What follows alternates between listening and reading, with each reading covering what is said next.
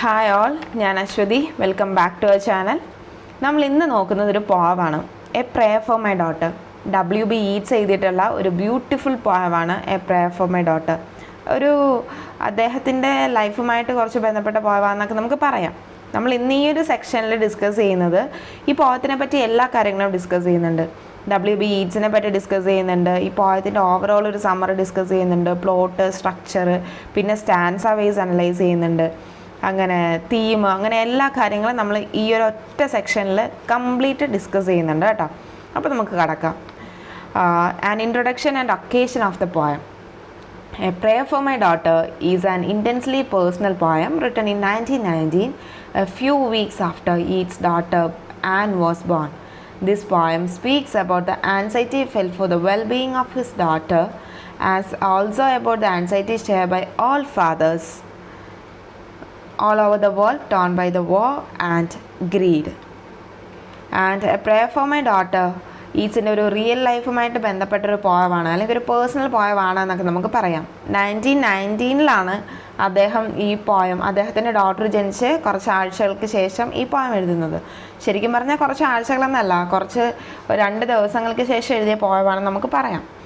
അദ്ദേഹം ഈ പോയത്തിൽ എന്താണ് ഉദ്ദേശിക്കുന്നതെന്ന് വെച്ചാൽ, അദ്ദേഹത്തിൻ്റെ ഡോട്ടറിൻ്റെ വെൽബീയിങ്ങിനെ കുറിച്ചും ഒരു ആൻസൈറ്റി, അതൊക്കെയാണ് അദ്ദേഹം ഇവിടെ ഷെയർ ചെയ്യുന്നത്.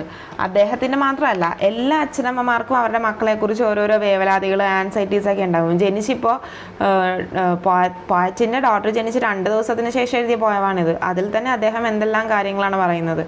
അതേപോലെയാണ് ഓരോ മാതാപിതാക്കൾക്കും അവരവരുടെ മക്കളെ പറ്റി ഉണ്ടാകുന്ന കുറേ കാര്യങ്ങൾ, കുറേ ചിന്തകൾ, അവരുടെ ഫ്യൂച്ചറിനെ പറ്റിയുള്ള വേവലാതികളൊക്കെ ഇല്ലേ, അതൊക്കെ തന്നെയാണ്. ഇതിൻ്റെ പശ്ചാത്തലം എന്ന് പറയുന്നത് സെക്കൻഡ് വേൾഡ് വാർ ആണ്. സെക്കൻഡ് വേൾഡ് വാർ എന്നല്ല, ഒരു വേൾഡ് വാർ, ഒരു വാറൊക്കെയാണ് ഇതിൻ്റെ ഒരു പശ്ചാത്തലം എന്ന് പറയുന്നത്. വേൾഡ് വാറിൻ്റെ ആ ഒരു സമയത്ത് ലോകത്തെ തന്നെ ആകെ ഒരു തകർച്ചയുടെയും എല്ലാ ആ ഒരു സമയമായിരുന്നല്ലോ. വാറും അതേപോലെ തന്നെ ഗ്രീഡും ഒരേപോലെ ഈ ലോകത്തെ നശിപ്പിച്ച സമയം. അപ്പോൾ അദ്ദേഹം തൻ്റെ ഡോട്ടറിൻ്റെ ഫ്യൂച്ചറിനെ ഓർത്ത് എഴുതിയൊരു പോയമാണിത്. അപ്പം he thinks how his daughter will face the coarse and vulgar world. He imagines a world drum which forecasts a struggle for survival. He thinks that the cruelty of man is more dangerous than the murderous innocence of sea. He believes that she can protect herself by cultivating virtues of nobility and courtesy. He prays that his daughter should have beauty but not vanity. And he wants his daughter to have happy and innocent thoughts in her mind. She should scatter her happiness all around. Her soul should flourish like a flowering tree. He wants his daughter to be free from hatred and slung strong stubborn opinion on any subject, political or otherwise. And he wants innocence to replace hatred. It will give inner peace to her daughter. He wishes his daughter to get married to a good aristocratic family and lead a happy life. അദ്ദേഹത്തിൻ്റെ ഫിയറാണ് ഈ poem വഴി പറയുന്നത്. അദ്ദേഹം പറയുന്നത് ഈ world ഒരു ക്രൂവലാണ്, കപടതയും എല്ലാം നിറഞ്ഞൊരു ലോകമാണ് ഇത്.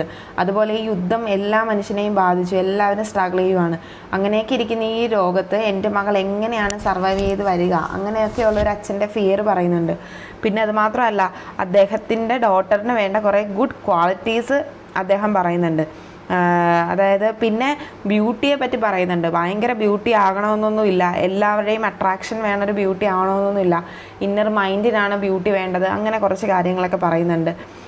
പിന്നീട് എന്താ പറയുന്നത്, പിന്നീട് ഹേറ്റ്രഡ് എന്ന് പറയുന്നൊരു സാധനം മനസ്സിൽ സൂക്ഷിക്കാതെ എല്ലാവർക്കും സന്തോഷം കൊടുക്കാൻ പറ്റുന്ന രീതിയിലുള്ളൊരു ലൈഫ് അവൾക്ക് ഉണ്ടാവണം, അങ്ങനത്തെ ഒരു മൈൻഡ് സെറ്റ് ആവണം, അവളുടെ ലൈഫ് ഭയങ്കര ഗ്ലോറി ചെയ്യണം, ഫ്ലറിഷ് ചെയ്യണം. അതേപോലെ കൾച്ചറൽ വാല്യൂവിലൊക്കെ സ്ട്രോങ് ആയിട്ട് പിടിച്ചു നിൽക്കണം.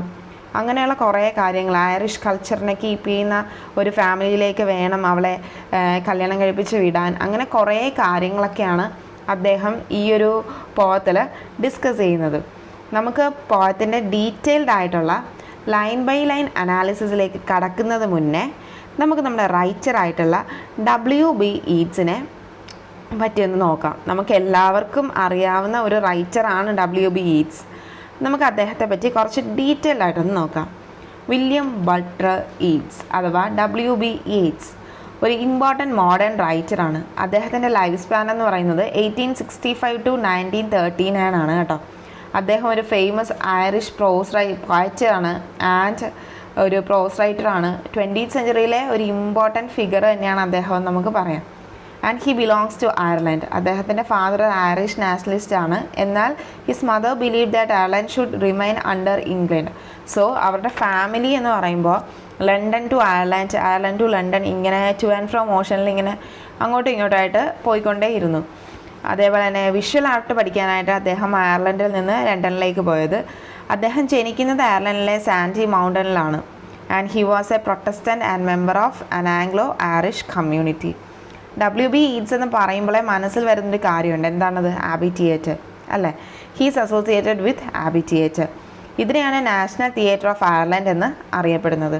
നമ്മളിതിനെ ഒരു പില്ലർ ഓഫ് ഐറിഷ് ലിറ്ററേച്ചർ എന്ന് വിളിക്കാം. 1904 ആബി തിയേറ്റർ എസ്റ്റാബ്ലിഷ് ആയത്. And it's situated in Dublin. It was founded by W.B. Yeats and Lady Gregory. 1904 Abbey Theatre establish ചെയ്തതും and 1966 after burning it was rebuilt. W.B. Yeats was also associated with Irish literary revival or Celtic relate or Irish literary renaissance. ഇത് മൂന്നും same ആണ് കേട്ടോ. ഇതിനെ revival of interest in Ireland language and literature എന്നും, അതായത് Ireland ലാംഗ്വേജിൽ maximum literature എഴുതുക. W.B. Yeats ഇതിലൊരു ഇമ്പോർട്ടൻറ്റ് ഫിഗർ തന്നെയാണ് ഈ ഒരു ഐറിഷ് ലിറ്റററി റിവൈവൽ എന്ന് പറയുന്നതിൽ. ആൻഡ് ആബി തിയേറ്ററായിട്ട് അസോസിയേറ്റ് ചെയ്തും ഐറിഷ് ലിറ്റററി റിവൈവലായിട്ട് അസോസിയേറ്റ് ചെയ്തും പറയുന്നത് W.B. Yeatsനെയാണ്. പിന്നെ അതേപോലെ തന്നെ റൈമേഴ്സ് club. He was also associated with Rhymers Club. It is a group of London-based male poets in 1890. It was founded by W.B. Yeats and Ernest Rhys. And 1923 he was awarded Nobel Prize in Literature, and he was the first Irish Nobel laureate. He got Nobel Prize for his always inspired poetry, which in his highly artistic form gave expression to the spirit of the whole nation.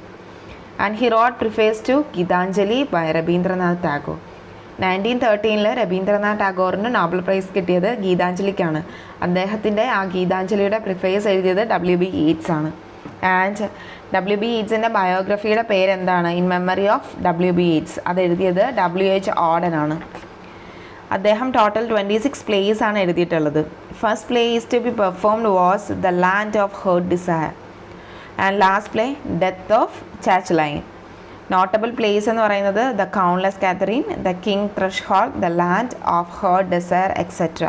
കുറച്ച് important poems ഏതാണെന്ന് വെച്ചാൽ Leda and the swan, the second coming, a prayer for my daughter etcetera, sailing to Byzantium, the lake isle of Innisfree, death, Easter 1916 ഒക്കെ. And ഇത്രയുമാണ് W.B. Yeatsനെ പറ്റി പറയാനുള്ള കാര്യങ്ങൾ കേട്ടോ. Almost എല്ലാ പോയിൻറ്റ്സും പോയിൻറ്റ് വൈസ് തന്നെ ഞാൻ പറഞ്ഞത് നിങ്ങൾക്ക് നോട്ട് ചെയ്യാൻ എളുപ്പത്തിന് വേണ്ടിയിട്ടാണ്. പിന്നെ ഓർത്ത് വെക്കണം, ചോദിക്കാൻ ചാൻസ് ഉണ്ട്.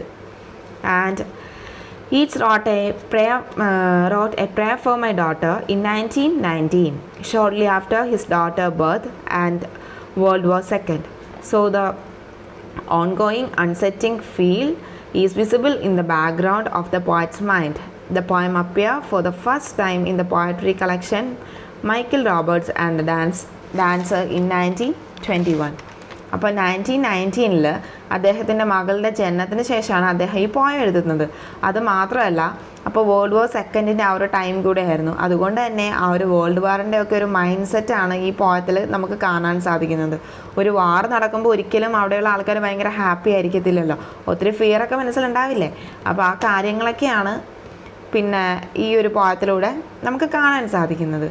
പിന്നെ ഇതാദ്യം അപ്പിയർ ചെയ്തത് എവിടെയാണ്? 1921 Michael Roberts and the dancer എന്ന പോയട്രി കളക്ഷനിലാണ് ഇതാദ്യം അപ്പിയർ ചെയ്തത്.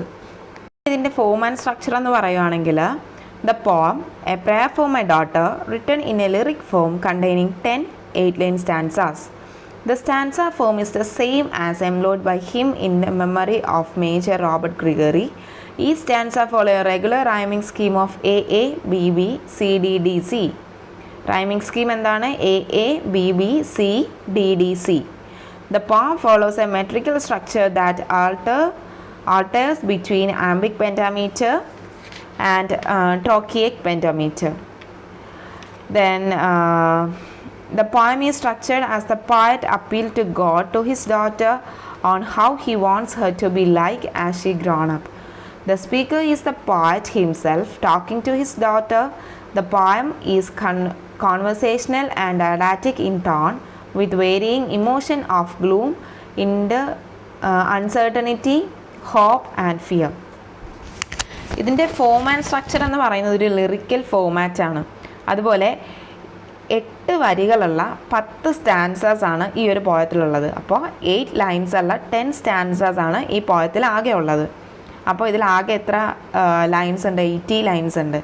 ഇതിനൊരു റെഗുലർ റൈമിംഗ് സ്കീമുണ്ട്. A B B C D D C. ഇതാണ് ഇതിൻ്റെ റൈമിംഗ് സ്കീം എന്ന് പറയുന്നത്.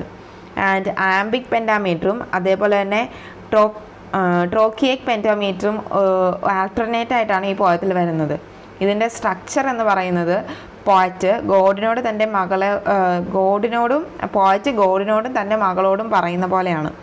അതേപോലെ തന്നെ പോയറ്റ് ഗോഡിനോട് പ്രേ ചെയ്യുന്ന പോലെയാണ്. പിന്നെ ഇതിൻ്റെ സ്പീക്കർ എന്ന് പറയുന്നത് പോയറ്റ് തന്നെയാണ്. ഒരു ഗ്ലൂം, അൺസർട്ടനിറ്റി, ഹോപ്പ്, ഫിയർ എല്ലാമാണ് നമുക്ക് ഈ ഒരു പോയത്തിൽ കാണാൻ സാധിക്കുന്നത്. ഒരു കോൺവെർസേഷണൽ ഡയഡാറ്റിക് ടോണാണ് ഈ പോയത്തിലുടനീളം പോകുന്നത്. ഇനി നമുക്ക് ലൈൻ ബൈ ലൈൻ അനാലിസിസ് അല്ലെങ്കിൽ സ്റ്റാൻസ വൈസ് അനാലിസിസ് നോക്കാം. Stanza 1. Once more the storm is howling and half hid under the cradle hood and coverlid. My child sleep on. There is no obstacle but Grigory's wood and one bare hill, whereby the haystack of roof revealing wind breath on Atlantic and can be stayed. And for an hour I have walked and prayed because of the great gloom that is in my mind. അപ്പോൾ ഇതാണ് stanza 1 എന്ന് പറയുന്നത്. ഇതിലെന്താ poet പറയുന്നത്? The poem, a prayer for my daughter, opened with the image of the child sleeping in a cradle half hidden by its hood. The child sleep innocently amid the howling storm outside, but Yeats couldn't settle down due to the storm inside. The storm howling symbolized destruction, mentioned by the poet in his second coming. The windbreed in Atlantic has no obstacle except the estate of Lady Grigory, referring to the poet's Spartans and a bare hill. The direct impact of the wind meeting the force of outside world, especially on his daughter, worries the poor poet. Because of the great gloom, he walked and prayed for his daughter and to be protected from the physical storm outside, the political storm blowing across Ireland. ഇപ്പോൾ ഇതിൻ്റെ ആദ്യത്തെ സ്റ്റാൻസയിൽ പോയത്തിൻ്റെ setting ഒക്കെയാണ് poet പറയുന്നത്. അതായത് ഈ poet ഇപ്പോൾ എവിടെയാണ്, അവിടുത്തെ അറ്റ്മോസ്ഫിയർ എങ്ങനെയാണ്, അവിടെ ചുറ്റുപാടും എങ്ങനെയാണ്, അങ്ങനെയുള്ള കുറേ കാര്യങ്ങളൊക്കെയാണ്. ആ ഒരു സെറ്റിംഗ് ആണ് ഇപ്പോൾ പോയറ്റ് നമ്മളുടെ മുമ്പിൽ ഇൻട്രൊഡ്യൂസ് ചെയ്യുന്നത്. Actually this poem was written in A stormy night. And നല്ല കാറ്റൊക്കെ വീശുന്ന ഒരു സ്റ്റോമി നൈറ്റിലാണ് അദ്ദേഹം ഇത് എഴുതുന്നത്. അദ്ദേഹത്തിൻ്റെ 2 ദിവസം പ്രായമുള്ള കുട്ടി തൊട്ടില്ല ഈ സ്റ്റോമാണെന്നോ ഈ ഭയങ്കര സ്റ്റോമാണ് പുറത്ത് നടക്കുന്നത് അങ്ങനെയുള്ള ഒരു കാര്യങ്ങളും അറിയാതെ വളരെ സമാധാനത്തോടെ peacefully she sleeping and she doesn't no what is happening outside. പുറത്ത് നല്ല കാറ്റൊക്കെയാണ്. പിന്നെ പോയറ്റ് ഈ ഒരു സിനാരിയോ എന്താണെന്ന് അദ്ദേഹം പറയുന്നുണ്ട്. അതായത് മീൻസ് ഈ സ്റ്റോം എന്ന് പറയുന്നത് that gathered momentum from Atlantic Ocean and blowing in the direction and nothing stop only Gregory's wood means forest. Wind ഒരു ഒബ്സ്ട്രക്കിളും ഇല്ലാതെ ആ ഒരു അതിനൊരു ഒബ്സ്ട്രക്കിൾ എന്ന് പറയുന്ന ആ ഒരു ഗ്രിഗറീസ് വുഡ് മാത്രമാണ് അറ്റ്ലാന്റിക്കിൽ ഫോം ചെയ്ത ആ ഒരു സ്റ്റോമാണ്. And he's describing the scene around him. Just അദ്ദേഹത്തിന് ചുറ്റുമുള്ള കാര്യങ്ങളെല്ലാം പറയുകയാണ് അത്രമാത്രം. അതായത് ആ വിൻഡ് എല്ലാം നശിപ്പിച്ചാണ് വരുന്നത്. അതിന് ഒരു ഗുഡ് പേഴ്സൺ എന്നോ ബാഡ് പേഴ്സൺ എന്നോ അല്ലെങ്കിൽ ഒരു മാൻഷൻ എന്നോ ഒരു കുടിലെന്നോ അങ്ങനെ ഒന്നും നോട്ടമില്ല. ആ ഒരു സ്റ്റോം എല്ലാം ഒരുപോലെയാണ് നശിപ്പിക്കുന്നത്. അതിന് യാതൊരു ഡിസ്ക്രിമിനേഷനും ഇല്ല. ആകെ ഒരു ഗ്രിഗറീസ് വുഡും ഒരു ബെയർ ഹില്ലും മാത്രമാണ് ഉള്ളത് അതിനെ സ്റ്റോപ്പ് ചെയ്യാൻ, ആ ഒരു കാറ്റിനെ പ്രിവെൻറ്റ് ചെയ്യാനായിട്ട് അവിടെ ഉള്ളത്. പിന്നെ അതും കൂടെ ഇല്ലായിരുന്നെങ്കിൽ എന്താ ദാറ്റ് ബ്ലോസ് ഫ്രീലി. 1 മണിക്കൂറോളമാണ് ഈ ഒരു സ്റ്റോം ഉണ്ടായത്. പുറത്ത് ഇങ്ങനെ ഒരു കാര്യം സംഭവിക്കുമ്പോൾ നമുക്ക് റിലാക്സ്ഡ് ആയിട്ട് വീടിൻ്റെ ഉള്ളിൽ ഇരിക്കാൻ പറ്റുമോ? ഇല്ലല്ലോ. സോ അദ്ദേഹം അകത്തേക്ക് വന്ന് പ്രാർത്ഥിക്കുവാണ്. ഇങ്ങനെ പുറത്ത് ആ സ്റ്റോമിൽ നിന്ന് മീൻസ് പുറത്ത് നിന്നിട്ട് അകത്തേക്ക് വന്നിട്ട് വീടിൻ്റെ ഉള്ളിലേക്ക് വന്നിട്ട് പ്രാർത്ഥിക്കുകയാണ്. കാരണം എന്താണ്, ഒരു ഇനി അപകടങ്ങളൊന്നും ഉണ്ടാവരുത്, പ്രശ്നങ്ങളൊന്നും ഉണ്ടാവരുത്, സ്റ്റോം നിൽക്കണം, അങ്ങനെയൊക്കെ പ്രാർത്ഥിക്കുകയാണ്. അദ്ദേഹം പറയുന്നത് എന്താണെന്ന് വെച്ചാൽ അദ്ദേഹത്തിൻ്റെ സറൗണ്ടിങ്സിൽ മാത്രമല്ല ഈ ഒരു ഗ്ലൂം അല്ലെങ്കിൽ ഒരു സ്റ്റോം ഉള്ളത്, അദ്ദേഹത്തിൻ്റെ മൈൻഡിലും ഈ ഒരു ഗ്ലൂം അല്ലെങ്കിൽ സ്റ്റോം ഉണ്ട്. പറഞ്ഞിരുന്നല്ലോ, war, political unrest happening in Ireland, അങ്ങനെ കുറേ ആ ഒരു political unrest happening in Ireland എന്ന് ഉദ്ദേശിക്കുന്ന ആ ഒരു വേൾഡ് വാറിൻ്റെ സമയത്ത് അയർലൻഡിലുണ്ടായിരുന്ന കുറേ കാര്യങ്ങൾ അവിടുത്തെ മനുഷ്യരുടെ മനസ്സിനെ ശരിക്കും ബാധിച്ചിട്ടുണ്ട്. അതൊക്കെ തന്നെയാണ് സോഷ്യൽ ഇഷ്യൂസ്, പൊളിറ്റിക്കൽ ഇഷ്യൂസ്, അങ്ങനെയുള്ള കുറേ കാര്യങ്ങൾ, അതുപോലെ ഫിനാൻഷ്യൽ ഇഷ്യൂസ്, അതൊക്കെ തന്നെയാണ്. അതൊക്കെ പോയറ്റിൻ്റെ മനസ്സിലും ഒരു കൊടുങ്കാറ്റ് പോലെ ഇങ്ങനെ വന്നടിക്കുകയാണ് എന്നാണ് പോയറ്റ് പറയുന്നത്. നമുക്കിനി സെക്കൻഡ് സ്റ്റാൻസ് നോക്കാം.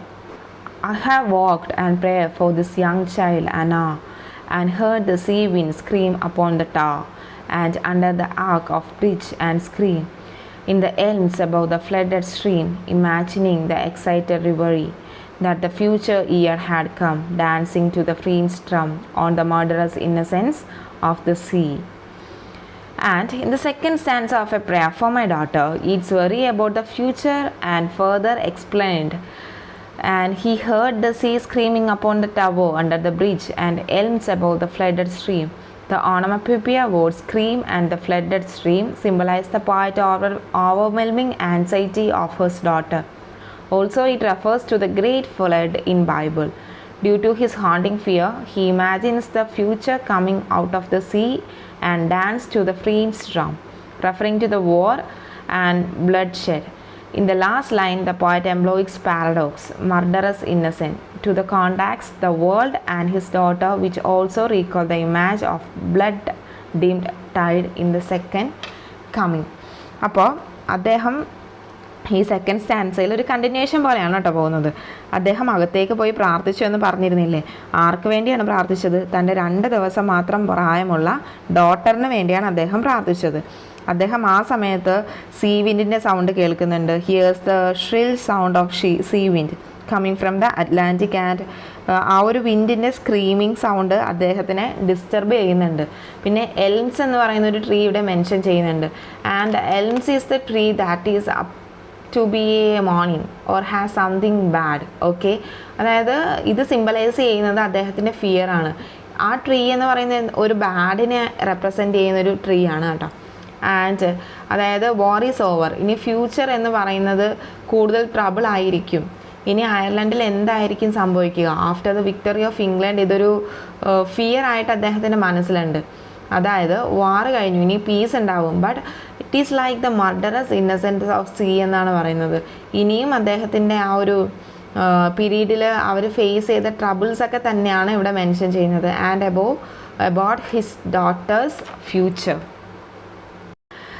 May she be granted beauty, and yet no beauty make a stranger's eye distraught, or her before a looking glass, for such being made beautiful overmuch. Consider beauty a sufficient end, love's natural kindness, and maybe the heart revealing intimacy that chose right and never find a friend. In the third stanza of A Prayer for My Daughter, Yeats prays for his daughter to be gifted with beauty. At the same time, he does not want her beauty to distort or make her dependent on her beauty for everything.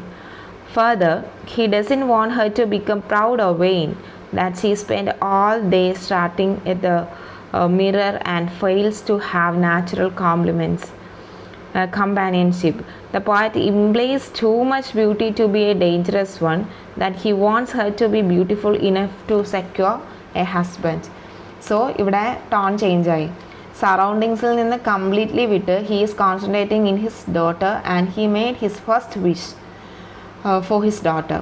എല്ലാ പാരൻസും അങ്ങനെയാണല്ലോ, കുട്ടികളുണ്ടാകുമ്പോൾ തൊട്ട് ഇങ്ങനെ എന്തെങ്കിലുമൊക്കെ dream ഉണ്ടാവും, ഇല്ല, അല്ലെങ്കിൽ wishes ഉണ്ടാവും. വളരുമ്പോൾ അവരെങ്ങനെയാവണം, അങ്ങനെയുള്ള കുറേ കാര്യങ്ങളൊക്കെ അത് തന്നെ. ആൻഡ് അതുപോലെ പോയറ്റും അദ്ദേഹത്തിൻ്റെ ഡോട്ടറിനെ കുറിച്ചുള്ള ഫസ്റ്റ് വിഷാണ് ഇവിടെ പറയുന്നത്. എൻ്റെ ഡോട്ടർ ബ്യൂട്ടിഫുൾ ആവണം, but she should not be that much attractive as to catches the strangers eye. അവൾ ബ്യൂട്ടിഫുൾ ആവണം, പക്ഷേ ഒരു സ്ട്രേഞ്ചറിൻ്റെ മൈൻഡ് ഡിസ്റ്റർബ് ആകും വിധം അവൾ ബ്യൂട്ടിഫുൾ ആവരുത്, അട്രാക്റ്റീവ് ആവരുത്. ആൻഡ് അത്ര ഒത്തിരി ബ്യൂട്ടിയാണ് എന്ന് നമുക്ക് പറയരുത് അവൾ. അവളുടെ ഹസ്ബൻഡിനെ സാക്രിഫൈസ് ചെയ്യാൻ അല്ലെങ്കിൽ ഒരു ഹസ്ബൻഡിനെ സെക്യൂർ ചെയ്യാനുള്ള അത്രയും ബ്യൂട്ടി മാത്രം മതി അവൾക്ക്. ഇവിടെ എന്തിലേക്കാണ് റെഫറൻസ് പോകുന്നതെന്ന് മനസ്സിലായില്ലേ? മോൺഗോണിലേക്കാണ്. മോൺഗോണിനെ അറിയാലോ, ഇദ്ദേഹത്തിന് ഇഷ്ടമുണ്ടായിരുന്നൊരു വ്യക്തിയാണ് ഈ മോൺഗോൺ എന്ന് പറയുന്നത്. അപ്പോൾ ഒരു വളരെ ബ്യൂട്ടിഫുൾ ആയിട്ടുള്ള ഹൈലി ബ്യൂട്ടിഫുൾ ലേഡിയാണ് മോൺഗോൺ എന്നാണ് പറയുന്നത്. ആൻഡ് എക്സ്ട്രീംലി ബ്യൂട്ടിഫുൾ ലേഡിയാണ്. കണ്ട മാത്രയിൽ തന്നെ ഫസ്റ്റ് കണ്ടപ്പോൾ ലവ് അറ്റ് ഫസ്റ്റ് സൈറ്റ് എന്നൊക്കെ പറയുന്ന പോലെ ഫസ്റ്റ് കണ്ടപ്പോൾ തന്നെ അദ്ദേഹത്തിന് ഇഷ്ടം തോന്നിയ ഒരു ലേഡിയാണ് മോൺഗോൺ, പ്രണയം തോന്നിയൊരു വ്യക്തിയാണ്. ബട്ട് അദ്ദേഹത്തിൻ്റെ ആ ഒരു ലവ് മോൺഗോൺ റിജക്റ്റ് ചെയ്യാണ് ഉണ്ടായത്. എന്നിട്ട് മോൺഗോൺ വേറെ വിവാഹം ചെയ്തു. പക്ഷേ ആ ഒരു വിവാഹം അട്ടർ ഫെയിലിയർ ആയിരുന്നു. അതിനുശേഷം ഡിവോഴ്സൊക്കെ ആയി. പിന്നീട് അവളുടെ ലൈഫിൽ കുറേ പ്രശ്നങ്ങളും ദുഃഖങ്ങളൊക്കെ ഉണ്ടായി. അപ്പോൾ അങ്ങനെ ആ ഒരു സംഭവമുണ്ട്. ആ ഒരു മോൺഗോണിൻ്റെ റെഫറൻസ് ഈ ഒരു പോയത്തിൽ ഉടനീളം നമുക്ക് കാണാൻ സാധിക്കും കേട്ടോ. അപ്പോൾ ഇനി നമുക്ക് അടുത്ത സ്റ്റാൻസ നോക്കാം. Helen, being chosen, found life flat and dull, and later had much trouble from a fool, while the great queen that rose out of the spray, being fatherless, could have her way, yet chose a brandy-legged smith for a man. It's certain that fine women eat a crazy salad with their meat, whereby the horn of plenty is undone. In the fourth stanza of A Prayer for My Daughter, Yeats substantiates his view on how excessive beauty has always been source of the trouble and destruction. He turns to Helen in Greek mythology, considered to be the most beautiful woman on the earth, brought out the doom upon her and many others. The image of Helen evokes another figure, Aphrodite, who rose out of the spray. The union of Aphrodite with Hippocles, brandy-legged smith, brings the mind of the Morgon. Macbride epistles, it's make the poet wonder if the beautiful woman eat something stupid for salad, that they make a stupid decision which bring mystery forever. The rich horn of plenty is suggestive of courtesy, aristocracy and ceremony that is lost by those women who make stupid decision. And ഈ സ്റ്റാൻസയിൽ Greek മിത്തോളജിയിലെ കുറേ references നമുക്ക് കാണാൻ സാധിക്കും. നമുക്ക് ഹെലനെ അറിയാം ഇല്ലേ? Trojan വാറിനൊക്കെ reason ആയിട്ടുള്ള Helen.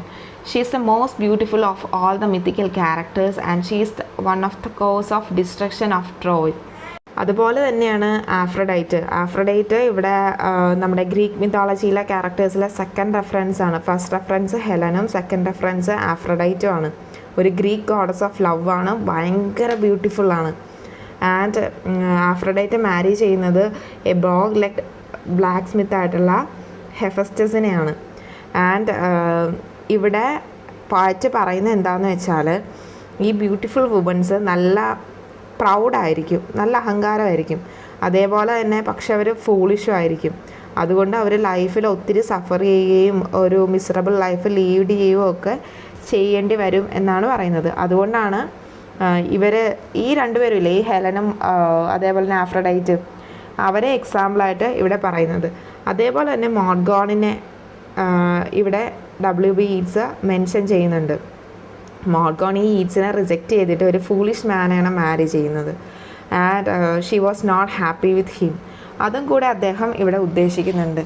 Poet പറയുന്നത് woman's are always take crazy salad with meat. അതായത് മീറ്റ് എന്ന് പറയുന്നത് വെരി ഡിലീഷ്യസ് ആയിട്ടുള്ളൊരു ഡിഷാണ്.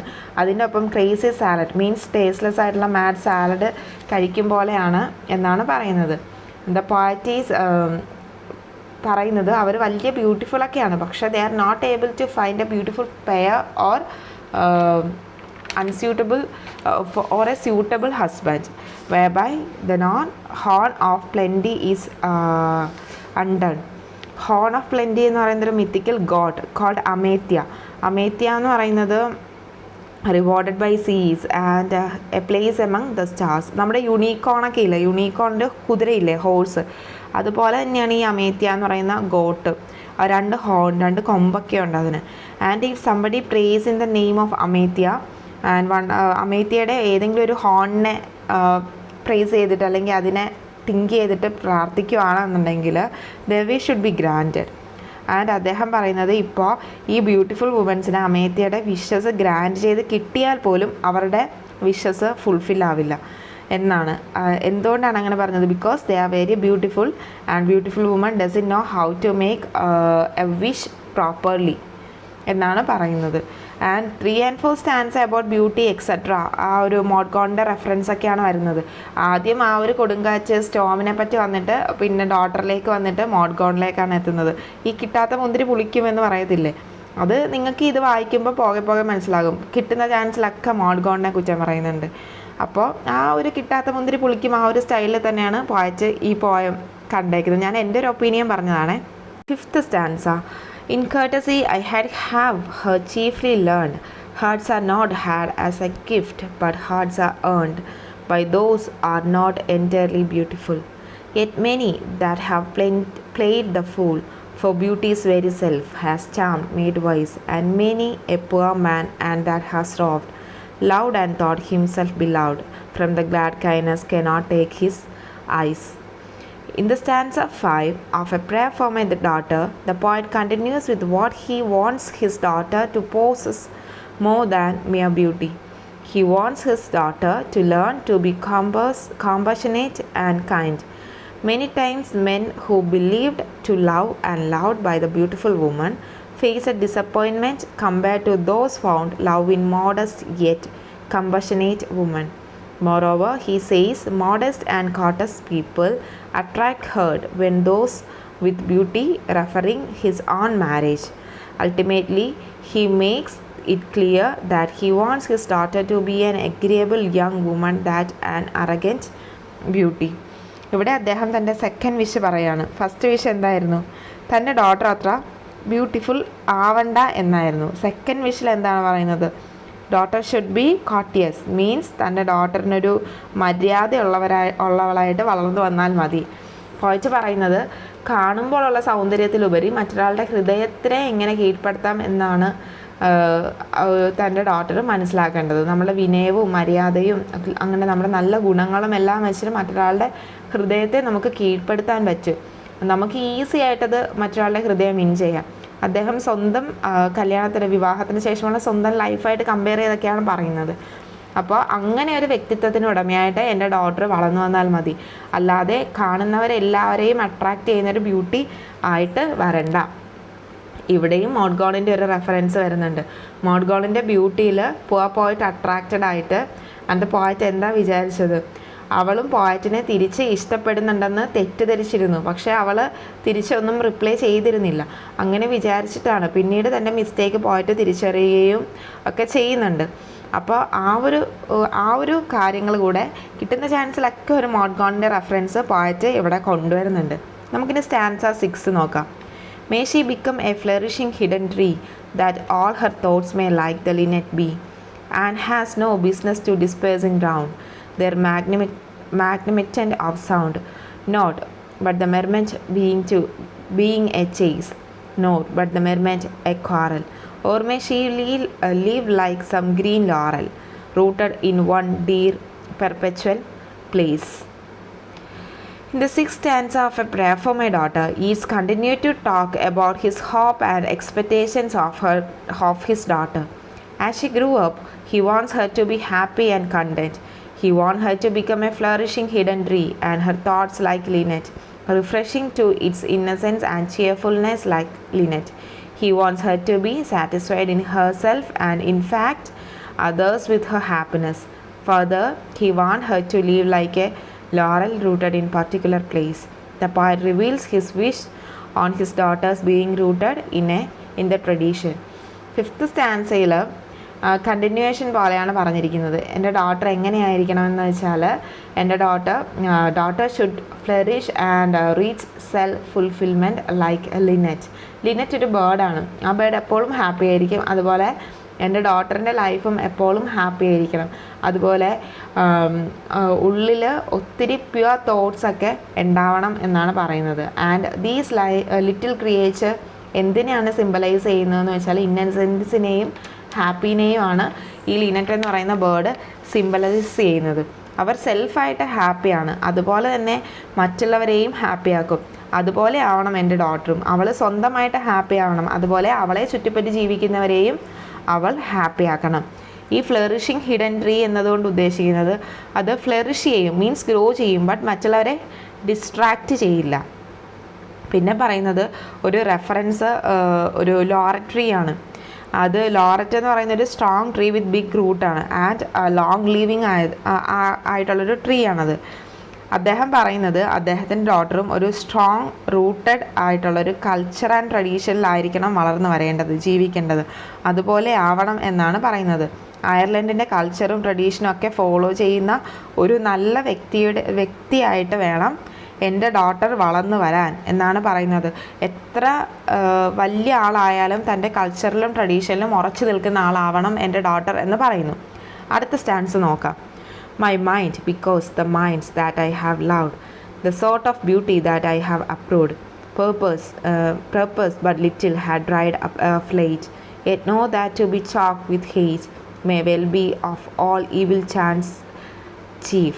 If there is no hatred in the mind, assault and batter of the wind can never tear linen from the leaf. Yeats continued to talk about self-contentment woman in stanza 7 of A Prayer for My Daughter.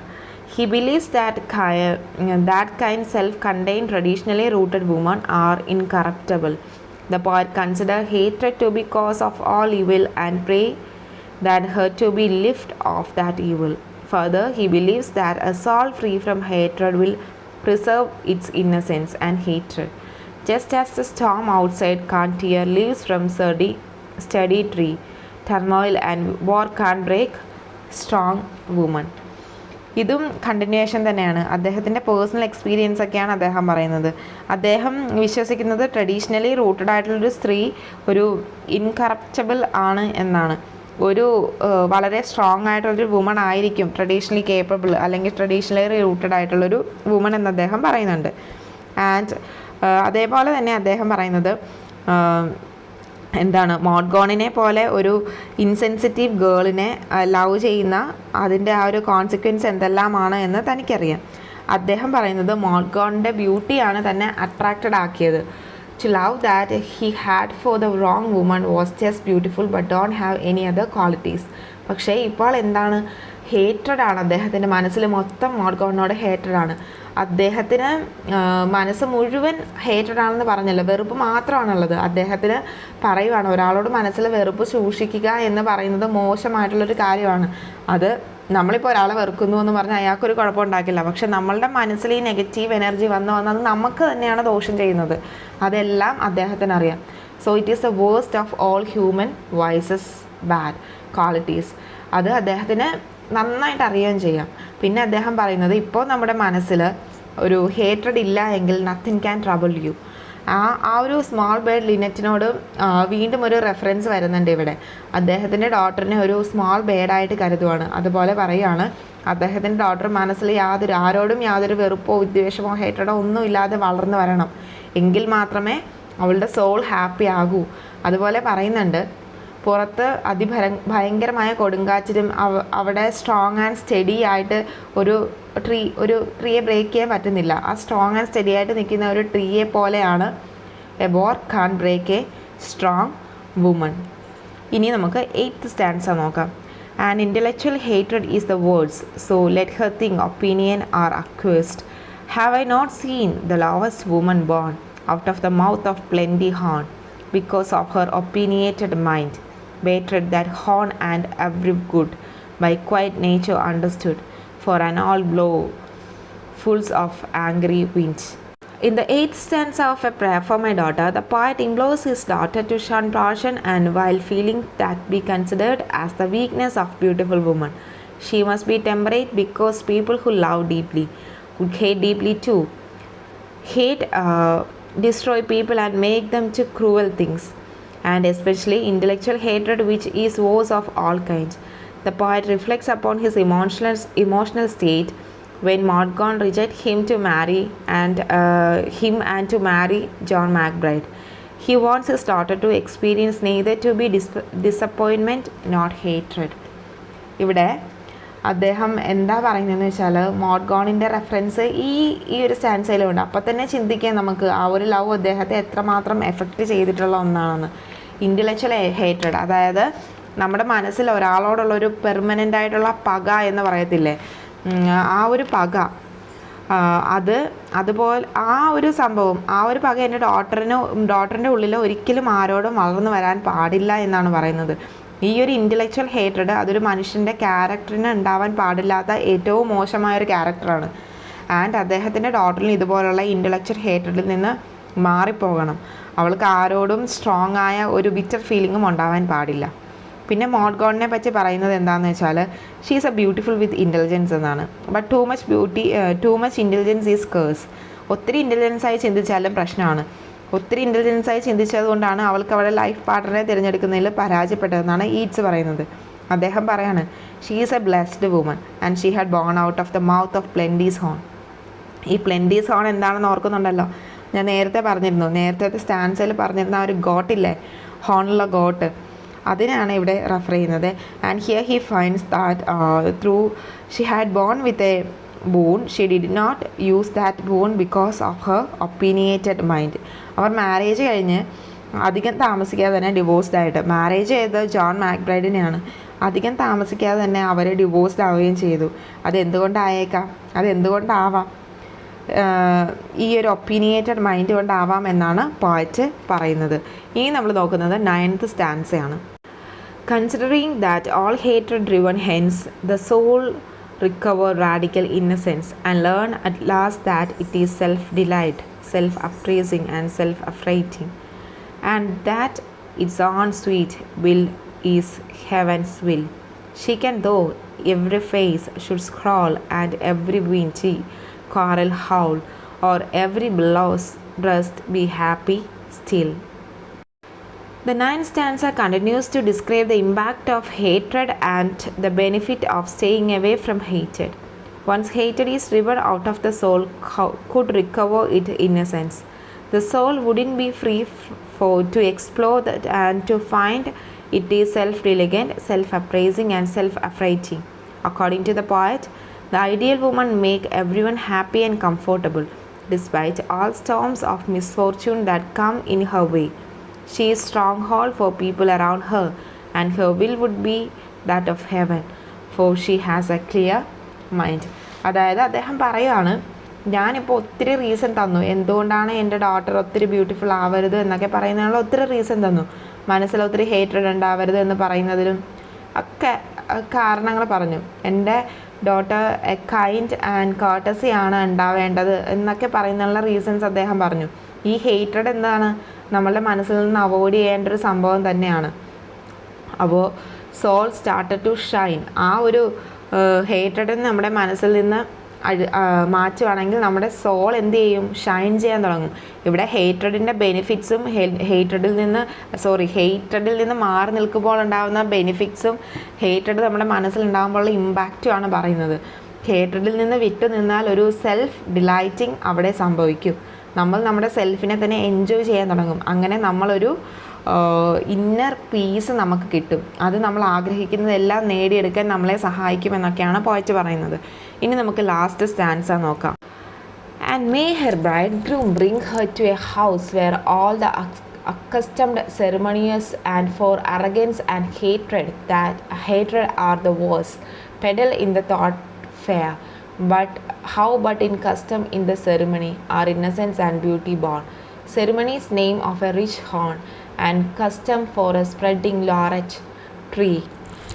And it's the last stanza. In this last stanza, poet expresses his final wish. He prays that his daughter to be married to a good husband who take her to the home with aristocratic value and tradition. There he believes that neither arrogance nor hatred of common folk could be found, but morally and purely. Further, the poet does not want her to live like a decadent life. He concluded by stating that his daughter would be rooted in spiritual value like laurel tree. Last ആൻസറിൽ പോയിട്ട് ദൈവത്തോട് പ്രാർത്ഥിക്കുകയാണ്, എൻ്റെ daughter ഒരു aristocratic descent ഫാമിലിയിലെ ഒരു പയ്യനെ വേണം മാരി ചെയ്യാൻ. എന്താണെന്ന് വെച്ചാൽ ഒരു അരിസ്റ്റോക്രാറ്റിക് ഫാമിലിയിലെ ഒരു ചെറുക്കനായാൽ അവൻ എല്ലാ ട്രഡീഷനും ഫോളോ ചെയ്യും, ഇല്ലേ? അവൻ എല്ലാ ട്രഡീഷനും അറിയാൻ പറ്റും, എല്ലാ രീതികളും അവൻ സ്ട്രെയിറ്റ് ആയിട്ട് ഫോളോ ചെയ്യും. അങ്ങനെ ഒരു ഫാമിലിയിലേക്ക് വേണം എൻ്റെ ഡോട്ടർ മാരി ചെയ്ത് പോവാൻ. അതുപോലെ എൻ്റെ ഡോട്ടറിനുള്ളൊരു ഗുഡ് ലൈഫ് വേണം അവിടെ ഉണ്ടാവാൻ, ഒരു ഹെവൻലി ലൈഫ് കിട്ടണം എന്നൊക്കെ ഒരു കൾച്ചറലി റൂട്ടഡ് ആയിട്ടുള്ളൊരു ഫാമിലി ആകുമ്പോഴത്തേക്ക് എല്ലാ സെറിമണിയും കസ്റ്റംസും ഒക്കെ ഫോളോ ചെയ്യും. So she can flourish there and real beauty and innocent can take place also.